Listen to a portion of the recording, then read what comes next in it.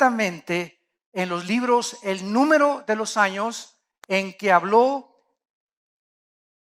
Jehová al profeta Jeremías que habían de cumplirse las desolaciones de Jerusalén en 70 años. Daniel entonces está leyendo esto y Daniel está consumido por conocer el plan de Dios. Qué interesante que en esta época en que estamos viviendo podríamos ver una similaridad con los tiempos de Daniel. ¿Por qué? Porque leyendo nosotros las profecías para los últimos tiempos, ya no de Israel, sino de la iglesia, nos descubrimos exactamente que nos encontramos al final de la historia de la iglesia.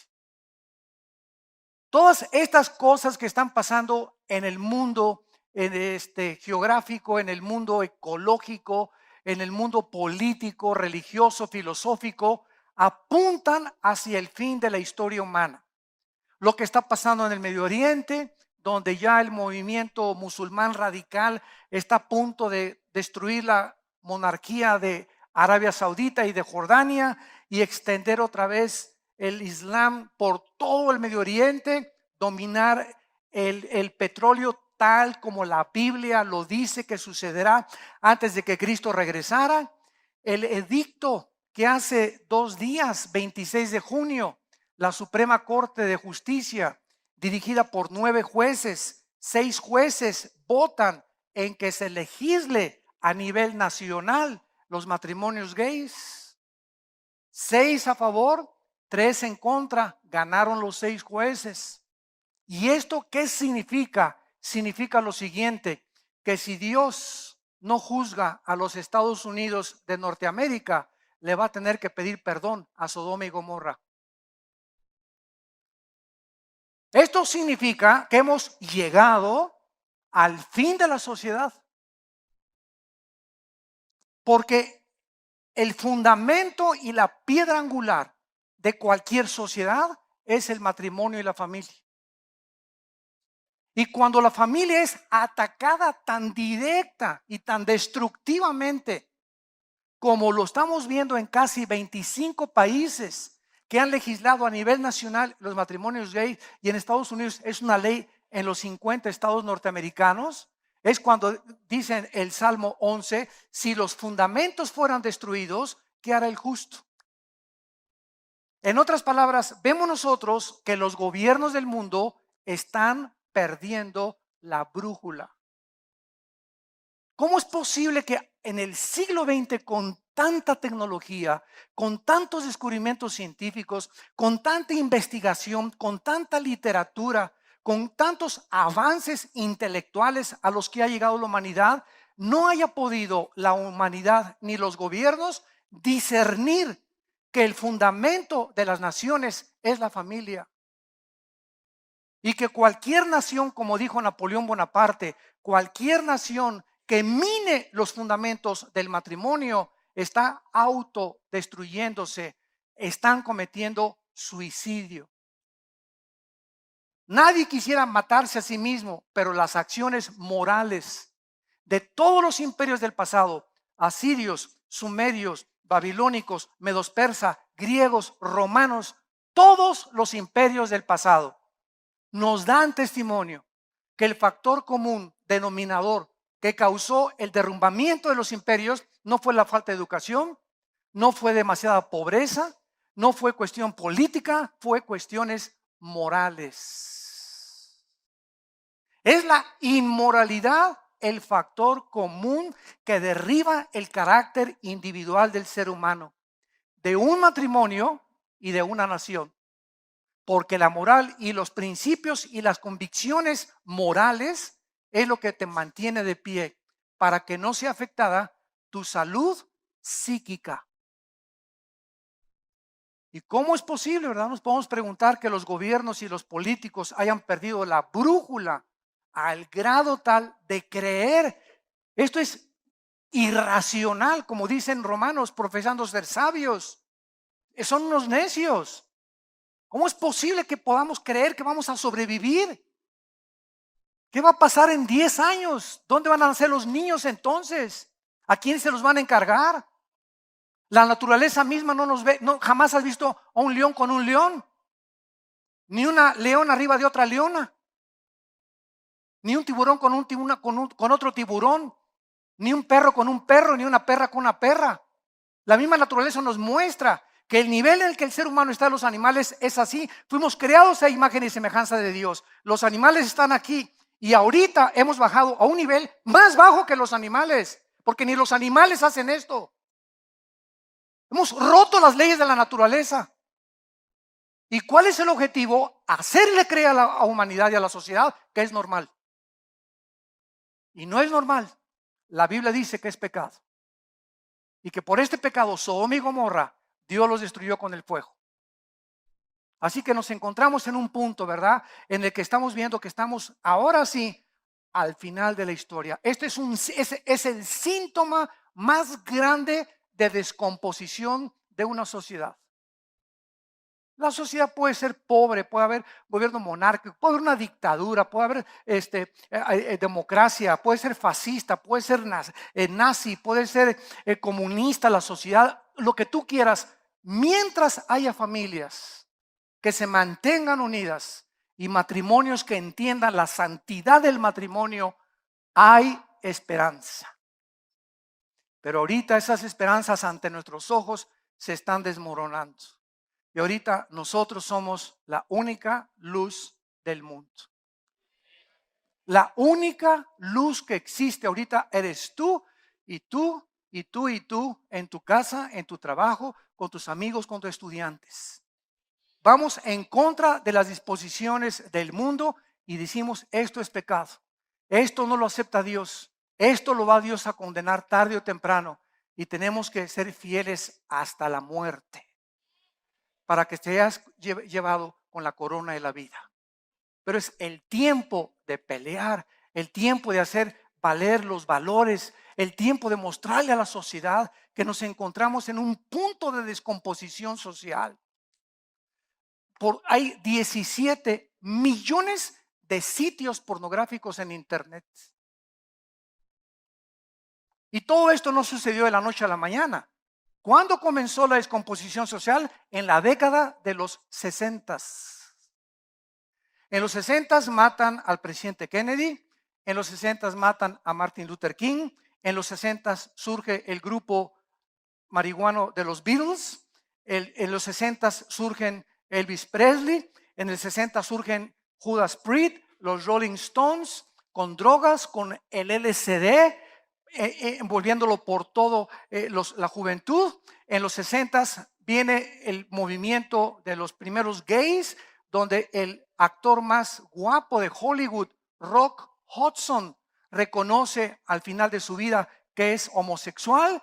Y después vienen los 70s y entonces viene la revolución sexual, donde un hombre con 5 mujeres, los jóvenes peace and love, hagamos el amor, no la guerra.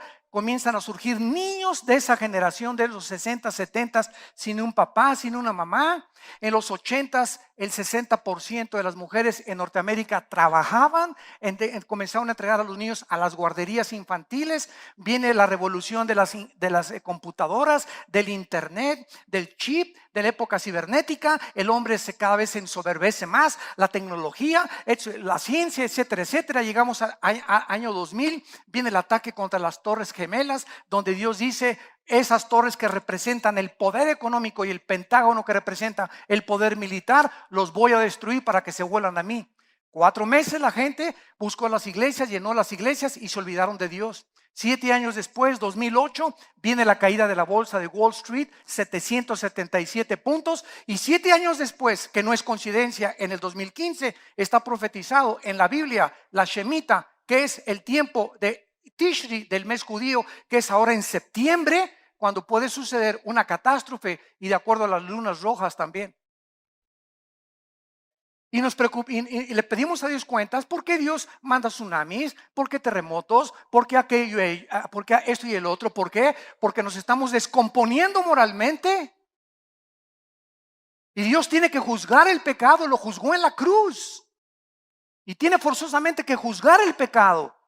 Y cuando la sociedad se corrompe, Dios tiene que destruirla para levantar una sociedad nueva. ¿Qué es lo que va a hacer con nosotros en el reino milenial cuando Jesucristo regrese?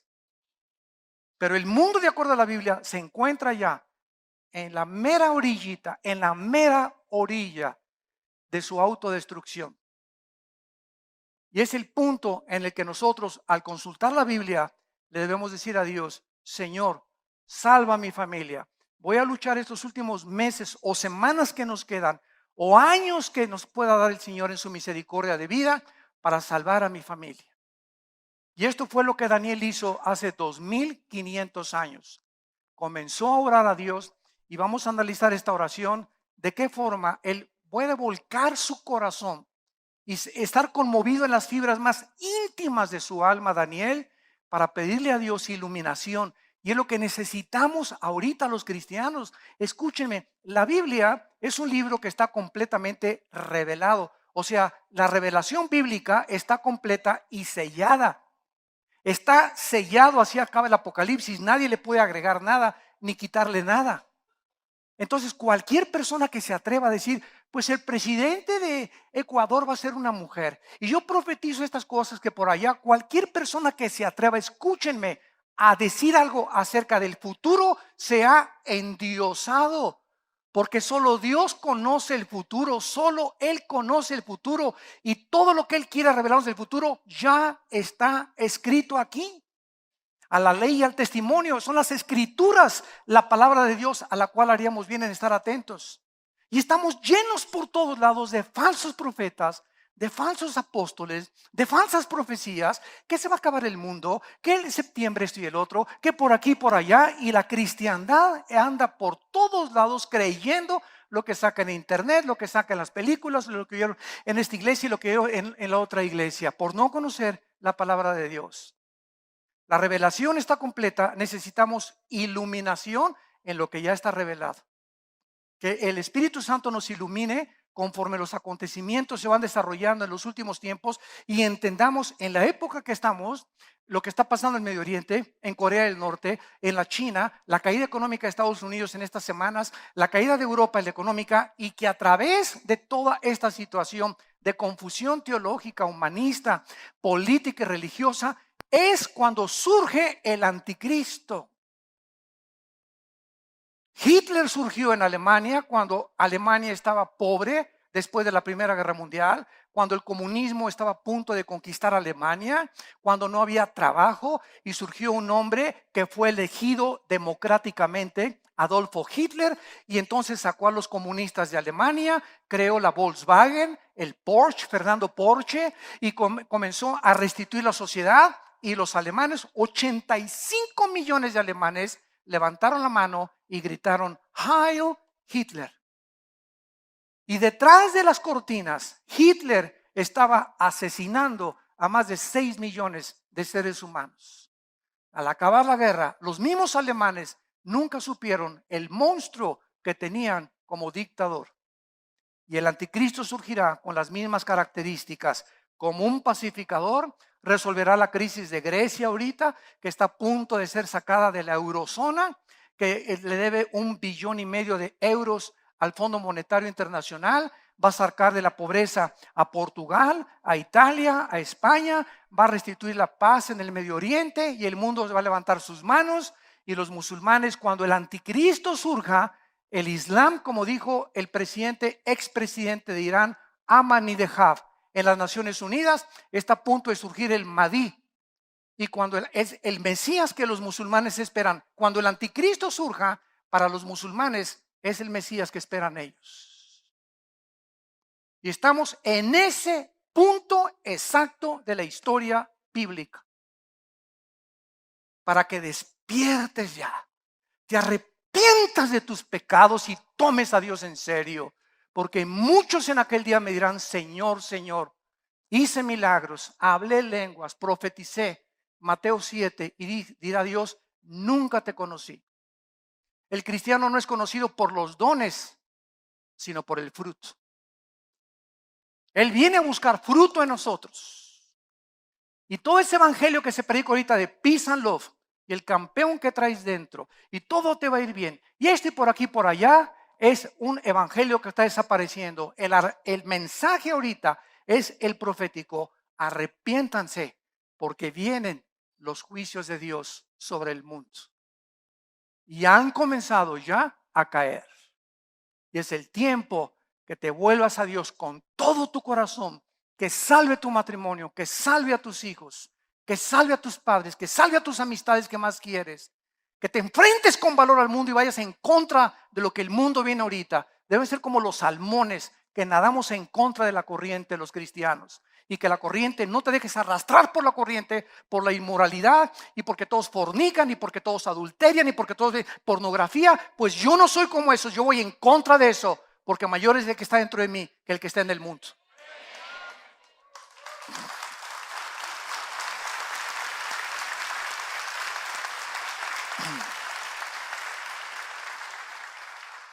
Dice Daniel 9, versículo 3, y volví mi rostro a Dios, al Señor, buscándole en oración y ruego. Esta palabra oración, hay varias palabras en el hebreo para orar. Y la palabra que se usa aquí en el hebreo es muy interesante porque es la palabra tepilá, con T de tío y P de papá. Tepilá, que significa intercesión.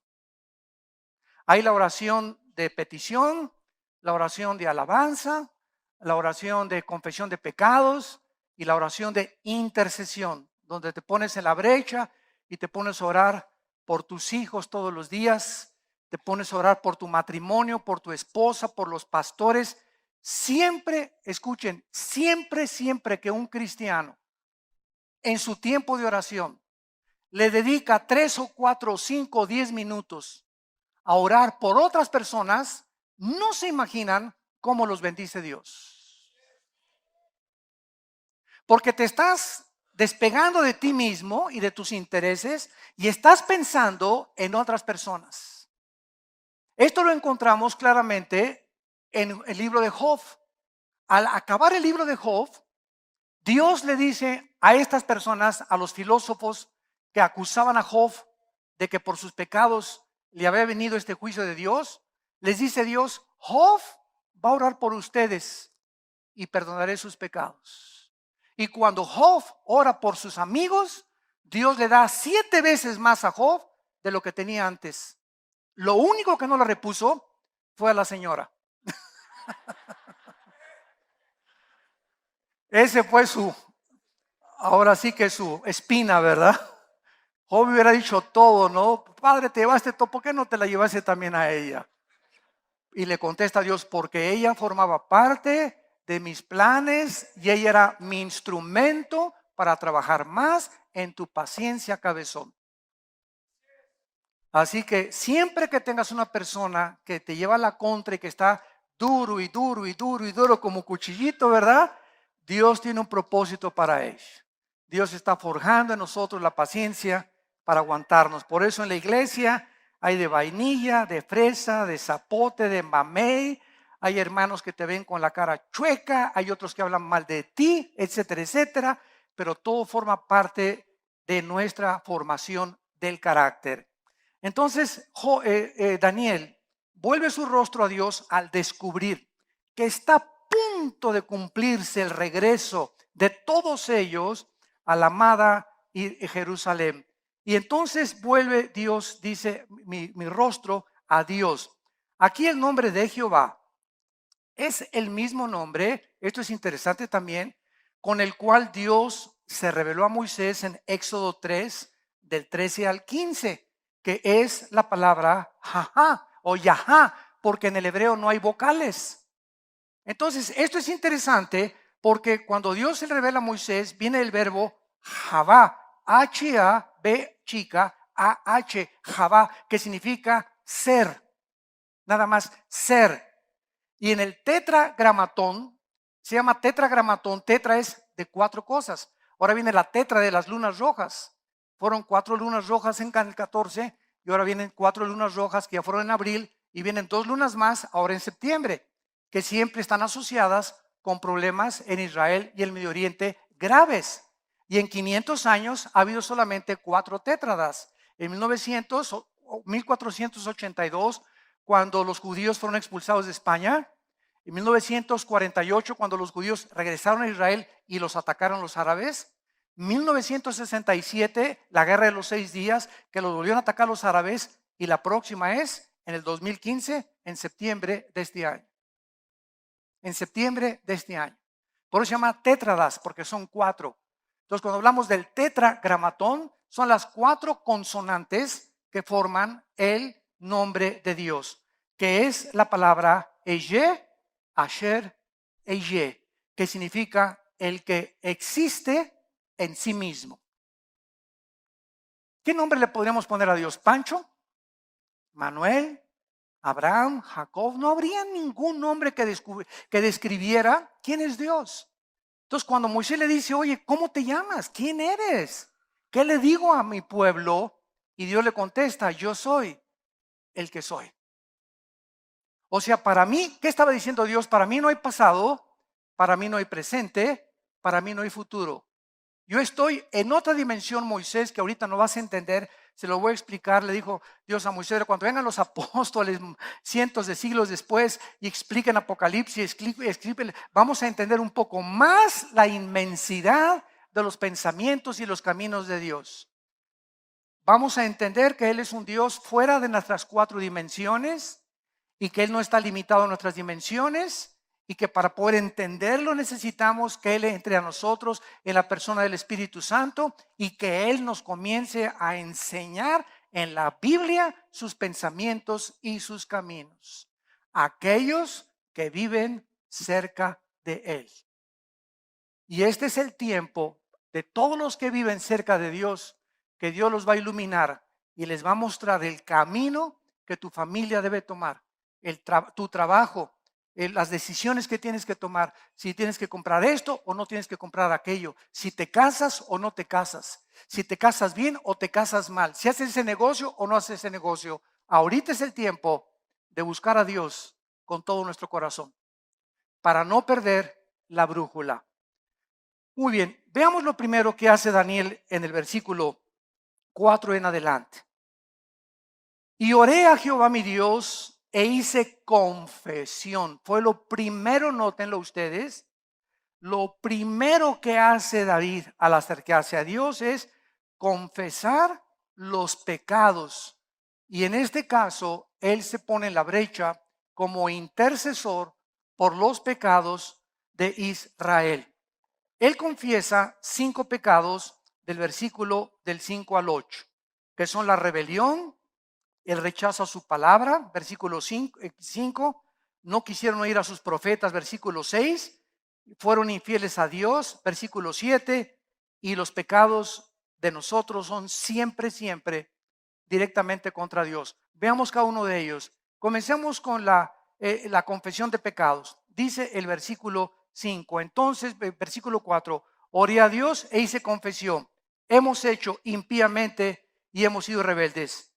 Una de las primeras cosas que tenemos que entender cuando oramos y nos acercamos a Dios, ya sea para que le sane a tu hija, para que te sane a tu matrimonio, para que te ayude, para que te dé un trabajo, para que te abra la puerta aquí, para que te haga la puerta allá, lo primero que tenemos que entender es que esa entidad a la cual nos acercamos, que es el Dios de Abraham, Isaac y Jacob, el Dios de la Biblia, el Dios de Jesucristo, es un Dios santo. Y Él ama esa santidad. Cuando esa convicción está en tu vida y entiendes esta verdad, al acercarte a Dios en la oración, no te acercas así, Señor, por favor, ay, pastor, ayúdeme, ay, ya no puedo con mi vida. Lo primero que tienes que entender es que todo aquello que descompone nuestra vida, todo aquello que descompone nuestra salud psíquica o mental, todo aquello que nos causa problemas en la vida, siempre tendrá una raíz: el pecado. El pecado. Entonces, es muy difícil muchas veces reconocer nuestros propios pecados. Yo lo reconozco. Es lo que dice el Salmo 19 de David. ¿Quién reconocerá sus propios pecados? Y le pide a Dios, líbrame de los que me son ocultos. Todos nosotros de alguna manera tenemos algo que nosotros no podemos ver. Y esta es la razón de nuestra esposa, de nuestro esposo, muchas veces de nuestros propios hijos o de amigos que nos aman lo suficiente y lo entrañablemente que no tienen temor de decirnos las cosas que ven mal de nuestra vida o aquellas cosas que nos pueden ayudar. El otro día una persona me decía, oiga pastor, es que me da miedo decirle a usted lo que pasó. Le digo, mira, si tú sabes algo que sea en contra del reino de Dios o en contra de la iglesia, o conoces a alguien que está hablando contra un líder, o conoces a alguien que se robó algo de la iglesia y tú no lo confiesas o se lo dices al pastor o a la persona responsable, dicen en mi tierra, tanto peca el que mata la vaca como el que estira la pata. Te haces cómplice porque en lugar de que esa persona creas que es un chismoso, lo estás ayudando a impedir que él siga viviendo irresponsablemente. Pero si tú no lo detienes y tú no delatas el pecado, te haces irresponsable igual que esa persona. Entonces, en lugar de que tú creas que amas a esa persona, la odias, porque el que detiene el castigo a su hijo aborrece. Y heridas son fieles las de los que te aman. Y más vale reprensión manifiesta que amor en oculto. Entonces tenemos que despejarnos de esas tonterías. Es que no quiero ser chismoso, no es chisme. Al contrario, se necesita esa información para ayudar a esa persona a levantarse, para ponerle un alto a esa persona. Porque si no se le detiene ahorita, va a seguir defraudando, va a seguir robando, va a seguir blasfemando, va a seguir etcétera, etcétera. Y se tiene que detener eso por el amor de Dios, por el amor que Dios tiene. Necesitamos hacer eso. Dice la Biblia en Proverbios 28:13, el que encubre sus pecados, el que esconde sus pecados, no prosperará. ¿Saben ustedes que la maldición no viene sin causa? Dicen Proverbios. Y cuando tú pecas y el pecado tú no lo sacas y no le dices a Dios, Señor, fui a la playa y a esa muchacha en bikini, no me le quedé mirando, la filmé con mi iPhone. Tengo 3 o 4 días o 5 días, ¿verdad? Que no le quito los ojos y no dejo de pensar en mi secretaria. Tengo 4 días o una semana que las caricias entre mi novio y yo se han sobrepasado. Y estamos abrazándonos y acariciándonos inapropiada y pecaminosamente. Señor, tengo 3 o 4 días o una semana que no le pido perdón a mi esposa de mi soberbia y de mi orgullo de lo que le hice. Tengo mucho tiempo que he sido una rebelde contra mi esposo y lo he puesto en mal y he hablado mal, lo he tijereteado en frente de otras personas y no le he pedido perdón. Todas estas situaciones, cuando venimos a orar, no son escuchadas y oramos y rebotan nuestras oraciones como en un cielo de bronce. Suben las oraciones y rebotan, no traspasan ni llegan al trono de la misericordia y la santidad de Dios. Porque hay algo en tu corazón que tienes que sacar y decírselo a Dios. No prosperarás. Y esta palabra prosperar significa no avanzas ni tienes éxito en la vida. ¿Qué es prosperar? Avanzar. ¿Qué es lo contrario? Vas a quedarte detenido, vas a emprender negocios o vas a hacer aquello y vas a fracasar y a fracasar llevas 3, 4 años que no haces nada, que no se te abren las puertas y no entiendes que hay como una barrera que se te ha atravesado y que te impide que avances. Se llama en la Biblia maldiciones. Maldiciones. Y Dios nos quitó la maldición, dice en Gálatas 3, de la ley. Porque maldito el que no cumpla las cosas de la ley. Pero las maldiciones son cosas que se interrumpen o se obstaculizan nuestro desarrollo cristiano. Y la causa de la maldición no viene sin causa, viene porque el pecado en tu corazón no lo has sacado. No has pedido perdón, tienes una deuda que no has pagado hace 2 o 3 años, ni siquiera has ido con el hermano.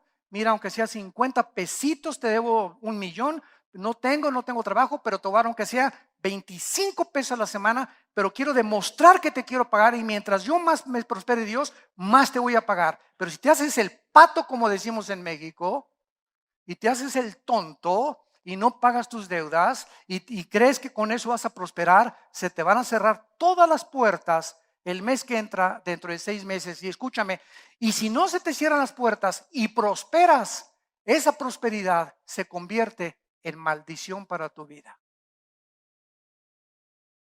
Entonces hay mucha gente, ¿verdad? Que no, ya prosperé, ya tengo este negocio y se convierte esa misma éxito en los negocios y ese dinero se convierte en tu contra, se convierte como en un monstruo donde triunfaste en los negocios y triunfaste en esto y en los deportes y eres el mejor futbolista, el mejor cantante y la mejor artista y el mejor político, pero lo que vale la pena que es tu familia y las bendiciones más grandes de Dios y la paz y la felicidad que no tienen precio, lo pierdes por un plato de lentejas. Porque ¿de qué te sirve ganar el mundo si pierdes tu alma? Dice el Salmo 66, 18, si en mi corazón hubiese visto la iniquidad, el Señor no me habría escuchado. Si en mi corazón hubiera visto yo la iniquidad, el Señor no me habría escuchado. Y en 1 Timoteo 5, en el Nuevo Testamento, 1 Timoteo 5, 24 al 25, dice así: los pecados de algunos hombres se hacen patentes antes que ellos vengan a juicio, mas a otros se les descubren después. Asimismo, se hacen manifiestas, o sea, se dan a conocer las buenas obras, y las que no son de esta manera no pueden permanecer ocultas. ¿Qué es lo que dice el Espíritu Santo? Tú has pecado y sabes una cosa, dice Dios, te doy una oportunidad, te voy a dar un chance que te pongas de acuerdo conmigo. Porque la palabra confesión o malajeo en el griego significa ponerte de acuerdo con alguien de algo que hiciste.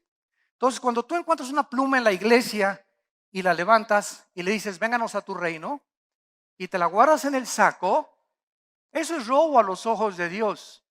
Pero cuando esa pluma tú te la encuentras en la iglesia, ¿qué tienes que hacer? Vas con el pastor, me encontré esta cartera, me encontré esta pluma, te estás poniendo de acuerdo y le estás llamando a guardarte en la bolsa. ¿Estás de acuerdo con Dios de que eso se llama robo?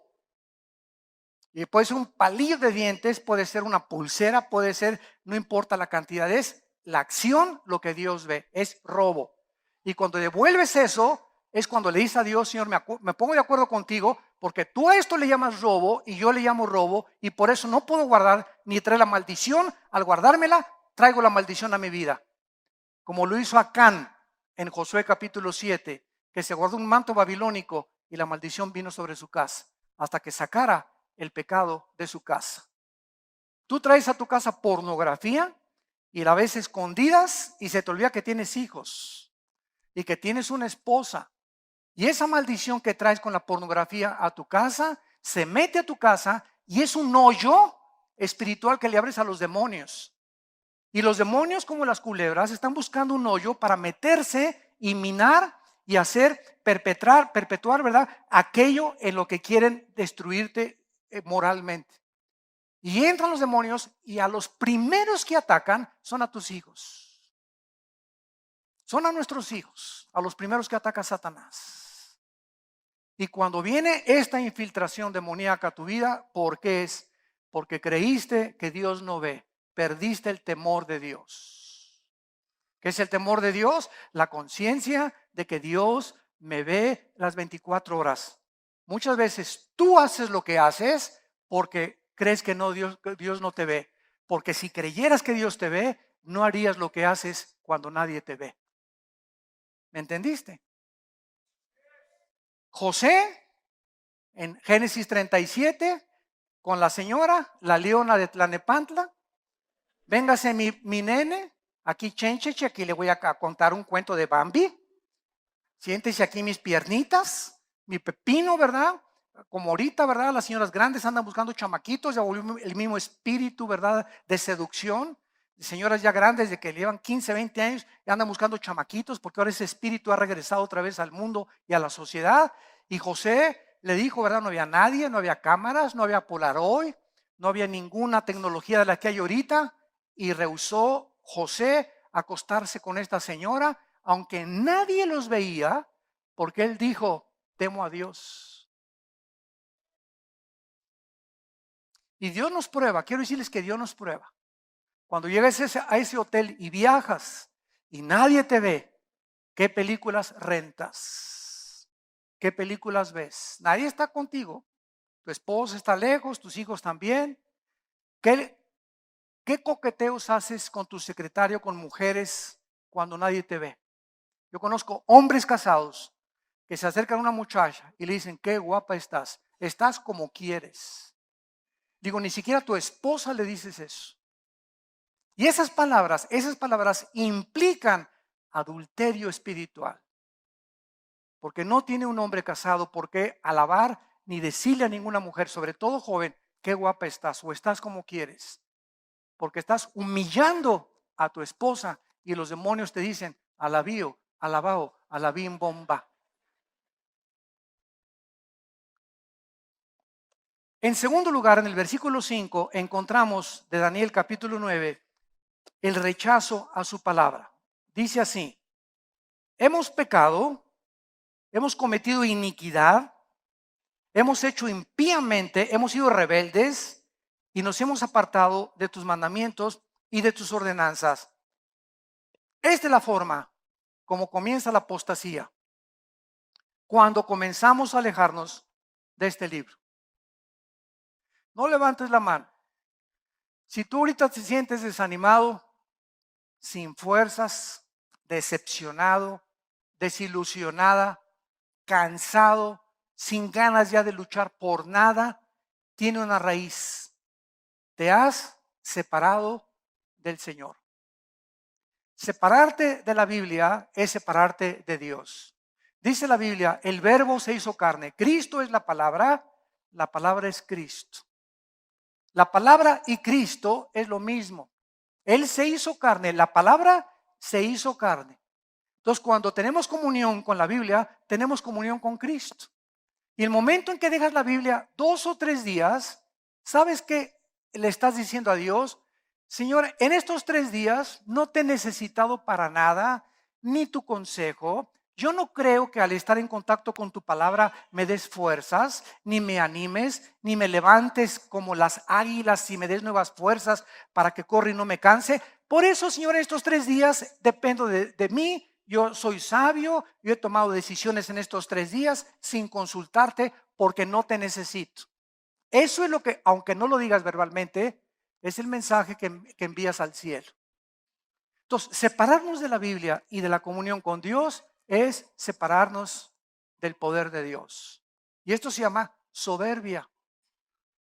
Muchas veces creemos que la soberbia solamente hace andar con la cara alzada, ¿verdad? Y ver hacia la gente de arriba para abajo.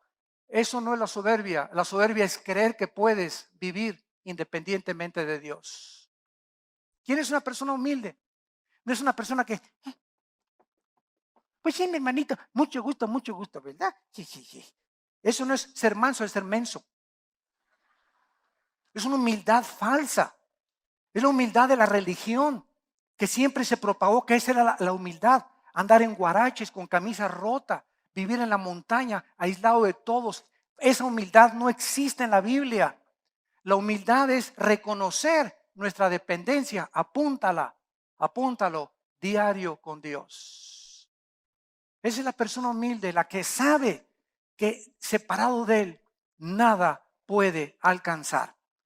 Veamos 2 pasajes, uno en Jeremías capítulo 2. Antes de Daniel está Jeremías capítulo 2. Y veamos qué fue el problema de Israel. Jeremías 2, versículo 13 y 19. Porque dos males ha hecho mi pueblo. Vean la acusación de Dios contra Israel. Me dejaron a mí, fuente de agua viva, y cavaron para sí cisternas rotas que no retienen agua. En otras palabras, hay un pozo de agua que si tú todos los días llegas a beber de esa agua que es Cristo, no tienes sed. Sacia tu sed. Y teniendo un pozo de agua junto a nosotros que quiere refrescarnos diario y bañarnos diario y limpiarnos de agua, con esa agua que representa la palabra de Dios, dejamos ese pozo de agua y vamos y hacemos nosotros nuestro propio pozo. Pozos que están vacíos. Y hago un pozo con mi compadre. No, mi compadre es que me va a ayudar. No, el diputado es el que me va a ayudar. Y cavo otra cisterna. No, ahora que tenga el empleo, ya estoy muy ocupado para buscar a Dios. Y comienzo a hacer pozos y comienzo a buscar en lugares que no son Dios mi fortaleza, mi dirección, mi consuelo, mi esperanza, mi seguridad. Y Dios está tristísimo desde el cielo buscándote. Tienes la mesa servida y vas y compras churrumais y papas fritas. Comida chatarra que no te aprovecha. Eso es lo que significa. Me dejaron a mí fuente de agua viva y fueron a hacer hoyos, pozos que no tienen absolutamente nada de agua. Dice el versículo 19 del mismo capítulo: tu maldad te castigará, tus rebeliones te condenarán. Sabe pues y ve cuán malo y amargo es el haber dejado la Biblia. Lo podríamos traducir. El haber dejado de tener comunión con Dios y faltar a mi temor, dice el Señor, Jehová de los ejércitos. Esta misma situación que Israel atravesó, vamos a trasladarla y veamos lo grave que es esto en Apocalipsis capítulo 2, con la iglesia de Éfeso. Estas son las últimas palabras de Cristo ya resucitado y glorificado a las 7 iglesias, pero particularmente a la iglesia de Éfeso en el capítulo 2 de Apocalipsis, le dice Cristo estas palabras. Escribe al ángel de la iglesia en Éfeso, el que tiene las 7 estrellas en su diestra, el que anda en medio de los 7 candeleros de oro, dice esto: yo conozco tus obras. A las 7 iglesias es el mismo mensaje. Yo sé en la mañana qué desayunaste, qué licuado te hiciste, cuáles eran tus pensamientos cuando tú te levantaste, el vaso de agua que le diste a esa persona pobre, cómo trataste a tu esposa, cómo ves a las mujeres. Dios conoce absolutamente todo lo que hacemos. Eso trasciende nuestra comprensión y nuestro entendimiento. Dice el Salmo 139, tú has conocido mi sentar y mi levantarme. Cuando llegaste ahorita en la mañana aquí a este edificio, Dios sabía dónde te ibas a sentar, quién iba a estar a tu derecha y quién a tu izquierda, quién adelante y quién atrás de ti. Tú no sabes ahorita, cuando termine la conferencia, a qué horas te vas a levantar. Dios sabe cuándo te vas a levantar y a dónde vas a ir, si al baño, a la librería o a cualquier otro lado. Dios tiene un conocimiento omnisciente, perfecto en nosotros. Por eso comienza con las 7 iglesias, a todas: yo conozco tus obras. Muy bien, continuamos. Y tu arduo trabajo y paciencia, y que no puedes soportar a los malos, y has probado a los que se dicen apóstoles y no lo son.